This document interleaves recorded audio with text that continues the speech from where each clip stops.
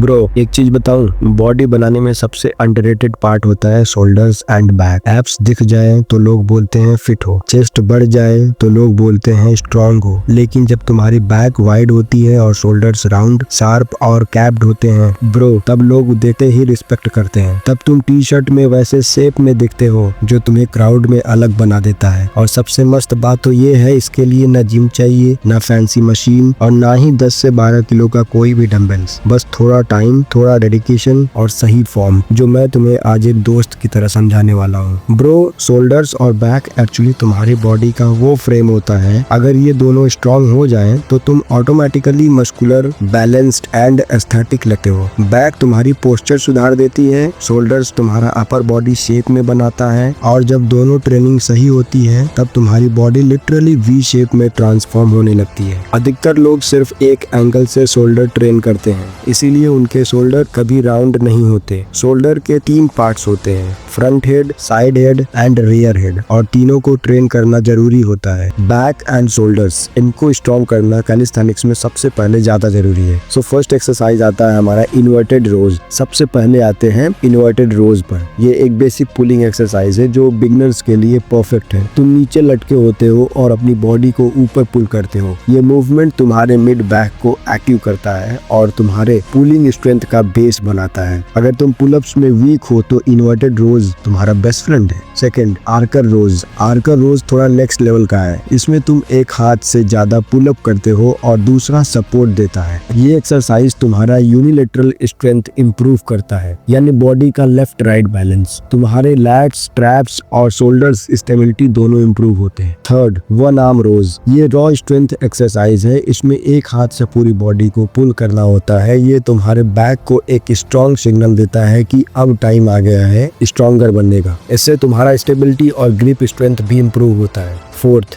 Jack knife pullups. ये exercise beginners को full pullup के लिए प्रिपेयर कराता है। इसमें लेग्स फोल्ड रहते हैं जिससे बैक और कोर दोनों इंगेज होते हैं। अगर तुम पुश पुल बैलेंस बनाना चाहते हो तो ये मस्ट डू मूवमेंट है। Fifth, pullups negatives. ये सबसे पावरफुल टेक्निक्स है पुलअप सीखने के लिए। तुम ऊपर जाके स्लो मोशन में नीचे आते हो। इस स्लो लोअरिंग फेज में तुम्हारी बैक और बाइसेप्स इनसेन तरीके से एक्टिवेट होते हैं। इसी मूवमेंट से तुम्हारा स्ट्रेंथ फास्ट ग्रो करता है। Sixth, pullup hold. Pullup hold basically ऊपर होल्ड रहना होता है। ये तुम्हारे बैक को स्टैटिक स्ट्रेंथ देता है, मतलब तुम पुलअप का टफेस्ट पार्ट ट्रेन कर रहे हो। ऊपर होल्ड करना, इससे तुम्हारा एंड्योरेंस और मसल कंट्रोल दोनों इंप्रूव होता है। Seventh, pullups. ये किंग मूवमेंट है कैलिस्थेनिक्स का। अगर तुम रेगुलर पुलअप्स कर सकते हो तो तुम हाफ गेम जीत चुके हो। ये तुम्हारा एंड्योरेंस और मसल कंट्रोल दोनों इंप्रूव करता है। Eighth, wide pullups. Wide grip से तुम्हारा लैट्स ज्यादा स्ट्रेच होता है, जिससे तुम्हारा वी टेपर डेवलप होता है। ये थोड़ा टफर होता है नॉर्मल पुलअप से,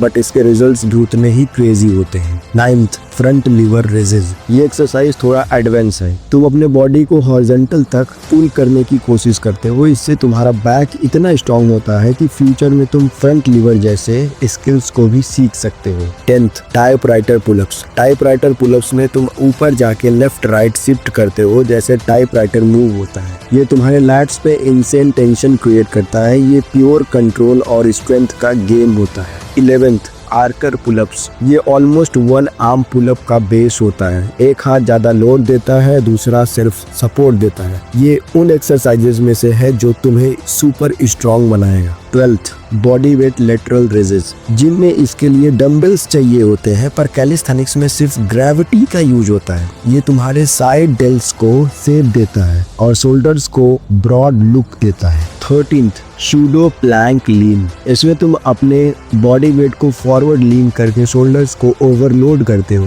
ये प्लैंक का बेस मूवमेंट है। तुम्हारा शोल्डर स्टेबिलिटी और रिस्ट स्ट्रेंथ दोनों ग्रो होता है। 14th, pseudo Planck pushups. ये लीन प्लस पुश मूवमेंट होता है। तुम्हारे शोल्डर्स और ट्राइसेप्स पे क्रेजी लोड आता है। ये तुम्हें एडवांस लेवल तक पुश करता है। 15th, pike pushups. ये बेसिकली मिनी हैंडस्टैंड पुशअप जैसा होता है। तुम उल्टा नहीं होते, बट एंगल ऐसा होता है कि शोल्डर्स पर वर्टिकल लोड पड़ता है। स्ट्रॉन्ग शोल्डर्स बनाने के लिए perfect exercise. 16th elevated pike pushups. इसका एंगल और हाइट दोनों इंक्रीज होता है जिससे टेंशन भी ज्यादा पड़ता है। ये हैंडस्टैंड पुशअप्स का परफेक्ट प्रोग्रेशन है। 17th wall handstand hold. Bro, जब तुम उल्टा हो जाते हो अगेंस्ट वॉल तब शोल्डर्स अपने आप नेक्स्ट लेवल स्ट्रॉन्ग होने लगता है। Balance plus tension plus confidence, that will be equal to the everything grows. 18th wall walks. Wall walks तुम्हारी पूरी अपर बॉडी को शॉक देता है। तुम ग्राउंड से स्टार्ट करके धीरे धीरे वॉल के ऊपर जाते हो। इससे शोल्डर, चेस्ट और कोर एक साथ एक्टिवेट होते हैं। 19th wall handstand pushups. और finally the peak wall handstand pushups तुम्हारे शोल्डर स्ट्रेंथ को मॉन्स्टर लेवल तक ले जाता है। अगर ये मास्टर कर लिया तो तुम ऑफिशियली कैलिस्थेनिक्स बीस्ट बन चुके हो। हर एक्सरसाइजेस को 40 सेकंड्स करने हैं एंड 50 सेकंड्स का रेस्ट ले लेकर ये रूटीन शोल्डर्स को राउंड करेगा, बैक को वाइड करेगा और तुम्हारे पोस्चर्स को बीस्ट मोड में ले जाएगा। ब्रो, ये जर्नी तुम्हारी बॉडी को ट्रांसफॉर्म करने की शायद हो, लेकिन असली ट्रांसफॉर्मेशन होता है माइंडसेट का। शोल्डर्स एंड बैक बनाना सिर्फ एस्थेटिक का गेम नहीं, ये डिसिप्लिन का साइन है, स्ट्रेंथ का साइन है और सबसे इम्पोर्टेंट कंसिस्टेंसी का प्रूफ है। अगर तुमने 3 से 4 हफ्ते तक ये रूटीन फॉलो कर दिया तो तुम्हारी टी शर्ट फिट होने लगेगी, लोगों का रिएक्शन बदल जाएगा और तुम्हारा कॉन्फिडेंस स्काई रॉकेट हो जाएगा। If you are serious about becoming the best version of yourself, subscribe कर दो यार एंड कमेंट में लिखो I am starting today. Thanks for watching, bye.